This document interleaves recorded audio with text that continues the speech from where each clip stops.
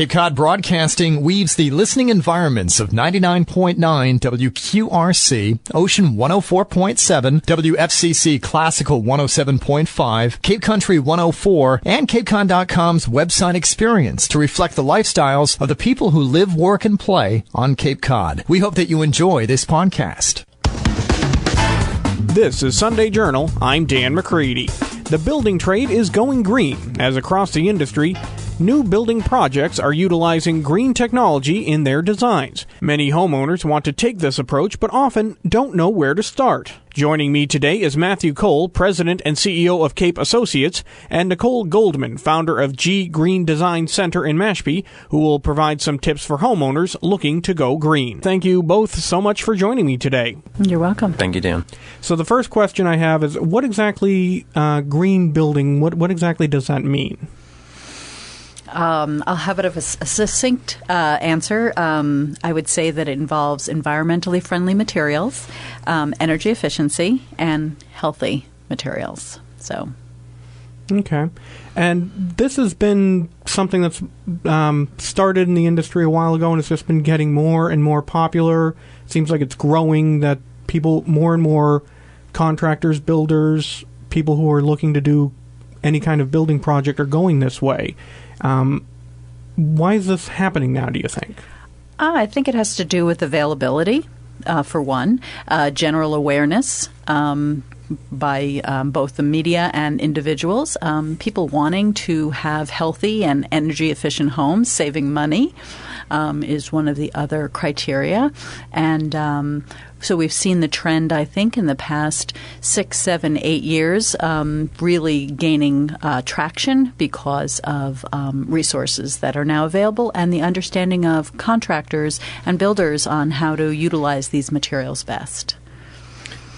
Yeah, I think green building materials and practices have become much more integrated with sort of the natural standard practice, standard materials list. Homeowners are generally more educated than they have been in the past about materials, and the information is much more available. So I think an educated homeowner, given the possibilities, has at their disposal many more options and much better education on the benefits of materials that would sort of fit under the heading of green. I think one of the other reasons is also the building codes. They have changed and adapted to require more energy efficiency measures, tighter homes, better built, less waste in the building process. And like I said, have you seen this becoming? This has you said in the last 6 or 7 years this has really become more popular. Absolutely, and demonstrably so. Absolutely. And the USGBC is part of the group that we're part of from a chapter in Cape Cod. There's a huge, very popular program called LEED for Homes, and that has to do all about criteria that people can use to build more sustainable buildings, homes, and commercial properties. So. And you said that it's a combination. It sounds like that the homeowners are becoming more interested and better educated about this, but also it sounds like the business, the industry itself, has gotten more educated and better at this, and there are more contractors maybe now who can do this kind of green energy work than there were in the past. Yeah, and to Nicole's point, the evolution of the building code, which from my standpoint has been somewhat rapid in recent history. The building code has gone through many changes and continues to progress further. So that certainly has pressed the issue in certain areas, specifically with energy efficiency. So the code had something to do with it. And then groups like the Home Builders and Remodelers Association are great groups that help to educate builders so that if one or more of us have had specific experience, we can share those experiences with others and help to speed the sort of transfer of knowledge. And it seems like the media attention that tends to focus on green building, it'll focus on, hey, we built this new skyscraper. It's so green. It's amazing. It's like the Empire State Building. Exactly. But obviously a lot of homeowners, especially here in the Cape and New England in general, you could be living in a home that's over 100 plus years old, and you're probably not going to want to tear it down to just rebuild a new green house. Correct. Is there a lot of retrofitting that can be done, or do you just kind of have to say, well, I live in an old house, that's how it is? No, not at all, absolutely. In fact, I'm on the Historic District Committee in Falmouth, and so I'm all about preservation. We retrofit houses all the time, and actually people don't have to think about going green, so to speak, or being sustainable in an all-encompassing way. I think it's important that people start with one step, two step, go in and get a energy efficiency audit, implement the changes that are recommended, get some good lighting that perhaps uses less energy, put products in their house. Let's say they redo a kitchen or a bath or a floor, choose materials that are not toxic and are not off-gassing. So there are simple ways every single project or improvement that you do to your home, there's a sustainable option that is not more complicated necessarily, not more expensive necessarily, but that it just has to be thought about, and that has to be the goal of the project, to implement more sustainable approaches. So it sounds like you could do some of this without per se having to do a remodeling contract. Correct. Yes, absolutely. It's absolutely scalable. I think Nicole said it best. Start small. It doesn't have to be overwhelming. And certainly, if you are doing a project, you should consider green building materials and consider all your options. But it can be as simple as a very small initial step, looking for more energy efficient light bulbs, light fixtures, to if you are doing a whole renovation, you can certainly take it a lot further. So small steps over time, and you can start with that. Absolutely. A different can of paint is a good start. Now, I wanted to talk about some building material terms I came across. Sure. First one is, there are two SFI and FSC building materials. Okay. What exactly are those? So those are two certification systems for lumber, and FSC is the Forest Stewardship Council, and SFI is another similar certification. Sustainable Institute. Sustainable Forestry. Yeah. So those are two certifications for, I believe, primarily wood and lumber products that essentially certify that the wood has been harvested in sustainable fashion. Okay, so you know that if you're going to, say, refloor your kitchen, you can be sure that this wasn't just, a forest was cleared and an entire habitat was destroyed. Exactly, and it also is concerned with not using pesticides or the wrong types of toxic pesticides on those forests. So you're not bringing those indoors. Okay, and so there are also rapidly renewable materials and materials with high recycled content. Correct. So rapidly renewable materials are things like wood. Wood grows. One of the more popular green materials that people know about is bamboo, which is a very quick growing material that we use not only for flooring products, let's say, but we use it actually in fabrics and in textiles and in wall coverings, and you name it, bamboo has been used for it. So that's a rapidly renewing wood. You can have 6 years of growth and have a very strong wood substance. Recycled materials, you name it, everything is being recycled these days. Everything from tires to glass. What are some other wonderful recycled materials? Carpet made from recycled soda bottles. Exactly. Yeah. So I think there are great options that have recycled content that give that element in the house a better story to talk about. It's got it doesn't just serve the purpose that it's there for. It has a story about its past, which is kind of not neat. Only a story, but that you're making a difference reducing waste in our landfills by utilizing, let's say, all the soda bottles and milk cartons in furniture. We know that we're not just piling things into landfills that we're going to live with for thousands of years. We're utilizing our own waste. And speaking of waste, there's also reducing waste in the actual construction process itself. So apparently there's less debris left over. What exactly does Wood consider this reduced waste in the actual process itself? So I think there's a heightened focus on efficient use of materials.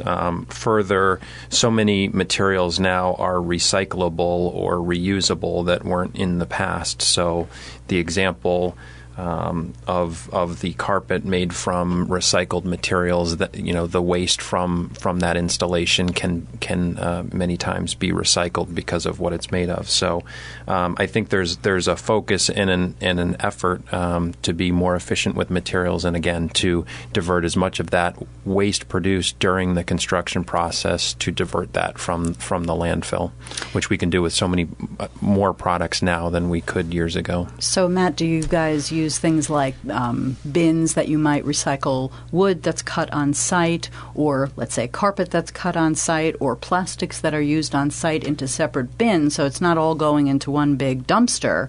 It's being partitioned into smaller types of materials so that those can be efficiently recycled even from the construction site? Yeah, we do a lot of sorting on site. We do some of that. Some sorting happens off site, and some items are totally diverted from the waste stream. Rarely at all do we take regular kiln drying lumber cutoffs and send them into the dumpster the way that we used to. We'll try to use even the smallest pieces for blocking, and the guys will take the pieces that are too small for any use home as kindling for firewood. Right. We have a tile at our showroom that is made from construction debris, actually. And so it's made from old sinks and bathtubs and brick walks and fireplaces, and they just crumble all of the materials together, and they put these beautiful colors on it, and it's a gorgeous tile, but you looking at it, it just looks like a really beautiful tile, but it's all made of construction debris. Oh, so it's a chance to be environmental and a little bit artistic as well. Sky's the limit. And there's also, in many renovations and such, there's new appliances put in, and the appliances themselves are playing a role because they've gotten a lot more energy efficient in the past few years or so. Absolutely. The Energy Star program, of course, helps consumers to identify appliances that are using less energy. They'll give them ratings, and so you can really drill down into details about what you're going to be saving. I always recommend to people when we're working on kitchen designs and kitchen renovations, if the refrigerator that people are living with now is more than, at this point, about 5 years old. It's one of the biggest energy hogs in the house, and they should replace it for a more energy efficient one, less energy consuming one. And our local utilities will actually pick up that refrigerator and give the consumer $50, which, if they do buy a new one, depending upon the size and style that you get, but it's arguable that you can recoup your investment in about 3 or so years by the reduction in your energy consumption. So that goes on for a long time if you keep your refrigerator for 10 or 15, 20 years. And that's interesting because there are actually some, like you mentioned, some financial incentives to do this. And you mentioned the role the government has been having this with new regulations and things of that sort. Are there any other kind of incentives, some kind of a loan program, anything like that available to people to help them get greener, or does the government? Oh, absolutely. There are some wonderful programs out there through Mass Save. I mentioned the energy audit earlier, and if people haven't had one in the past year or so, they should sign up with Cape Light Compact for another energy audit. There are incentives that are included in that program. The energy audit is free, is that correct? The energy audit is free, but the implementation of the audit is very important. So lots of people get the audit, but then don't implement the changes. You can't see the energy savings unless you implement the improvements, and there is $4,000 or up to $4,000 or 75% of the cost of those recommended improvements that can be covered. So, I'm not an expert on all the details, but there's also another, I think it's a $15,000 or $25,000 heating loan that's available at 0% for 7 years for people who want to do major heating upgrades in their homes, because that can be prohibitive to people, but they will absolutely recoup their investment within that 7 years, which is why that's such a wonderful program. All right. Well, now, of course, we've got an upcoming seminar that's going to be on Tuesday, I believe. Yes, Tuesday. So why don't you guys just tell me a little bit about this upcoming seminar? So the seminar Tuesday at 6 o'clock is at the monthly event hosted by the Home Builders and Remodelers Association of Cape Cod. The monthly events are held at the Doubletree in Hyannis, and this month's main presentation is going to be by the USGBC Cape and Islands Interest Group, and the focus of the topic is going to be green materials. And we have 3 presenters that are going to cover that topic, one of which being Nicole. Yeah. So this will be for people who are in the building trade, people who are not in the building trade, and just people who are curious? Or it's primarily for people in the building trade. It is an association meeting, but it is open to all. There is a fee to attend the dinner. As Matt said, it's a monthly association meeting. But like you said, you don't have to be a member of the association to attend. No, we love new members, right? That's right. All right. Well, unfortunately, I think we are just about out of time, but I did want to thank you both so much for coming in today and discussing this very exciting topic with us, and thank you so much for being here today. Thank you, Dan. I appreciate it. Great. Well, my guests today were Matthew Cole, President and CEO of Cape Associates, and Nicole Goldman, founder of Green Design Center in Mashpee. The seminar, entitled Cost-Effective Selections for Everyday Construction and Remodeling Projects, takes place Tuesday, January 14th at 6 p.m. at the Doubletree by Hilton Hotel in Hyannis. To learn more, visit capecodbuilders.org. I'm Dan McCready, and this is Sunday Journal. This podcast is a presentation of Cape Cod Broadcasting, which is solely responsible for its content. Thank you for listening. For more information, please visit us at capecodbroadcasting.com.